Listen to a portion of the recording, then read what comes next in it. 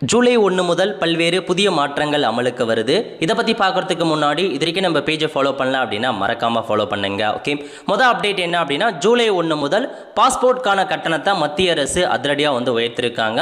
So புதிய passport apply பண்ணுறது, passport தொலைஞ்சு போயிடுச்சு அப்படின்னா திரும்ப வாங்குறது, இது இல்லாமல் மைனர் பாஸ்போர்ட் எல்லாத்துக்கான கட்டணத்தையுமே உயர்த்திருக்காங்க. ரெண்டாவது, வணிக சிலிண்டருக்கான அனைத்து விநியோக கட்டுப்பாடுகளும் நீக்கம் பண்ணியிருக்காங்க. அதனால் கமர்ஷியல் சிலிண்டர் இதுக்கப்புறம் சுலபமாக கிடைக்க போகுது. அதேமாரி 1ஆம் தேதி முதல் சிலிண்டர் விலையில் மாற்றங்கள் எதிர்பார்க்கலாங்க. நெக்ஸ்ட், நீங்கள் மகளிர் பெட்டியில் ஆண்கள் பயணிக்கிறீங்க அப்படின்னா 2500 அபராதம் விதிக்கப்படும். அதுக்கப்புறம் ரயில் டிக்கெட் இல்லாமல் நீங்கள் பயணம் பண்ணுறீங்க அப்படின்னா 250 ரூபாயிலிருந்து இப்போ 500 ரூபாயை கட்டணத்தை உயர்த்தி அமைச்சிருக்காங்க. இதெல்லாமே ஜூலை 1 முதல் அமலுக்கு வருது. தமிழகத்தில் ஃபேன்சி நம்பருக்கான கட்டணத்தை உயர்த்திருக்காங்க. நெக்ஸ்ட், உங்கள் ஆதார் கார்டில் மெயில் ஐடியை நீங்களே லிங்க் பண்ணிக்கலாங்க இலவசமாக. ஜூலை 1 முதல் அமலுக்கு கொண்டு வராங்க. அந்த ஆப் மூலமாக நீங்களே இலவசமாக பண்ணிக்கலாம்.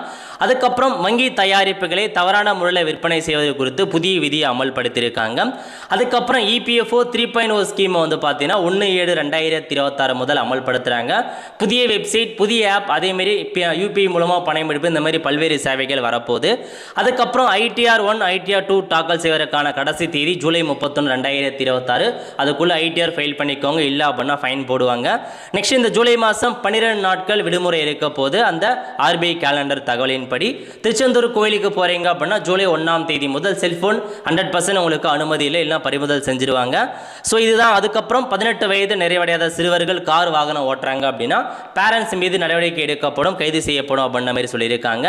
ரேஷன் கார்டு PHHAOIக்கான ரேஷன் கார்டு வச்சிருக்கீங்க அப்படின்னா இதுக்கு முன்னாடி வரைக்கும் 35 கிலோ அரிசி கொடுத்தாங்க. இப்போ ஒரு புதிய மாற்றத்தை கொண்டு வராங்க.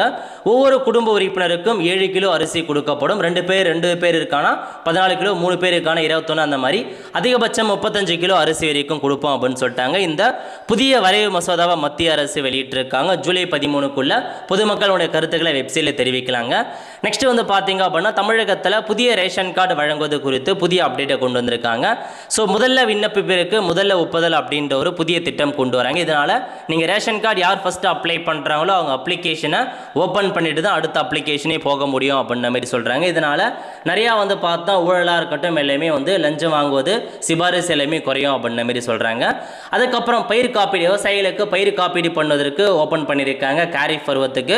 ஸோ அப்ளை பண்றவங்க அப்ளை பண்ணிக்கோங்க. நெல் பயிருக்கான கடைசி தேதி 15/7/2026, மற்ற பயிர்களுக்கு 31/7/2026. அதே மாதிரி விவசாயிகள் அடையாள அட்டை எண் பராமரிக்கீங்க அக்ரிஸ்டாக் அப்படின்னா சீக்கிரமா பண்ணிக்கோங்க. இதெல்லாம் தாங்க உங்களுக்கு வந்திருக்க முக்கிய அறிவிப்புகள். நிறைய பேருக்கு தெரியப்படுத்தும். உங்களுடைய கருத்துக்களை கமெண்ட் பாக்ஸில் தெரிவிங்க. அடுத்த ஒரு நல்ல சந்திப்போம். நன்றி, வணக்கம்.